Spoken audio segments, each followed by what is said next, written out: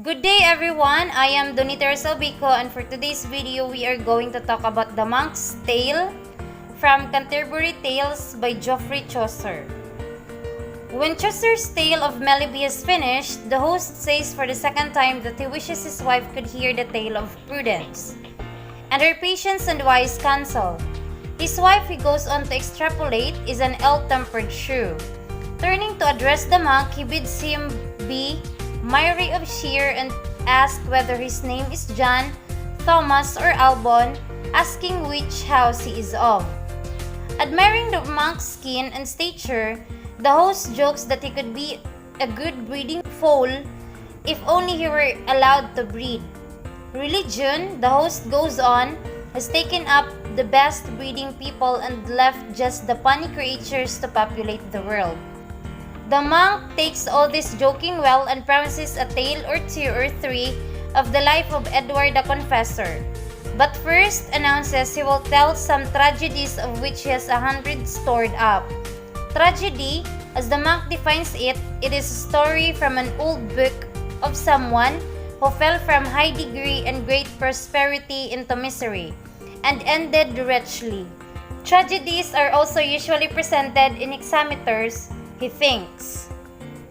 The Monk's Tale is a collection of tragedies designed to advise men not to trust in blind prosperity, but to be aware that fortune is fickle and ever-changing.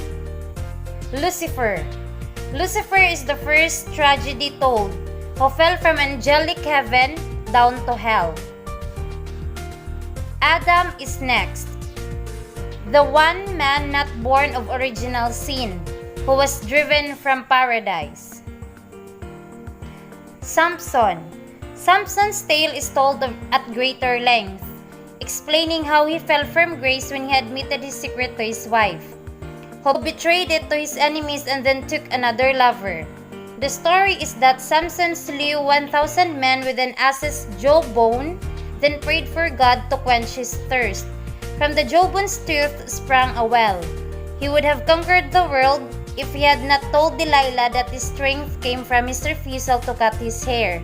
Without this strength, his enemies cut out Samson's eyes and imprisoned him. In the temple, where Samson was kept, he knocked down 2 of the pillars, killing himself and everyone else in the temple. Hercules. Hercules' strength was unparalleled, but he was finally defeated when Deianira sent Hercules a poisoned shirt made by Nicias. Nebuchadnezzar, also spelled Nebuchadnezzar, was the king of Babylon who had twice defeated Israel. The proud king constructed a large gold statue that he demanded his subjects pray to or else be cast into a pit of flames.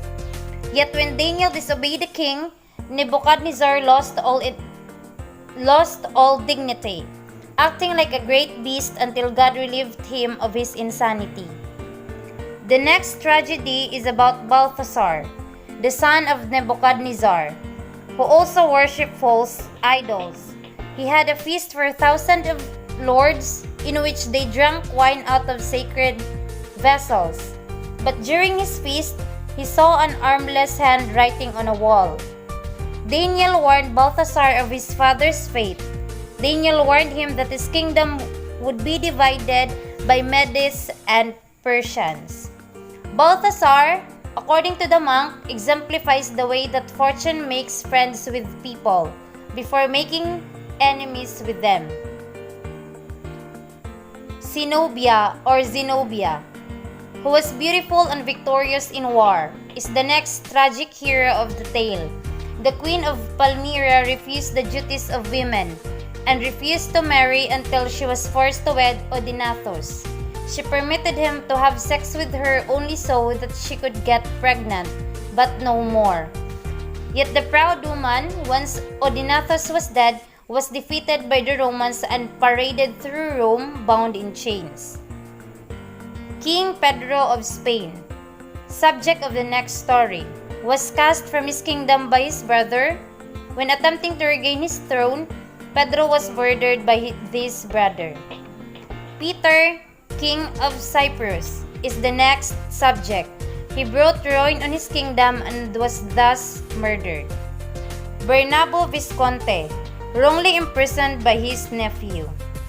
Ugolino, arrested with his children in the Tower of Pisa.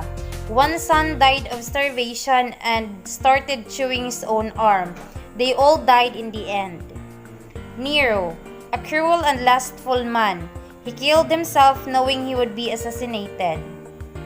Holofernes, he got his head cut off by Judith as he slept, after he ordered his subjects to worship Nebuchadnezzar. Antiochus Epiphanes committed crimes against the Jews for which God punished him with an infestation of maggots. Alexander the Great was poisoned by his own children. Julius Caesar had Pompey murdered and was in turn murdered by Brutus and Cassius. Chrysos, king of Lydia, was hanged for his pride. All of these tales are simply retellings of the popularly known stories, all focus on the same theme of people of high degree falling into misery or death. Finally, the monk's tale is interrupted. That would be all. Thank you for listening.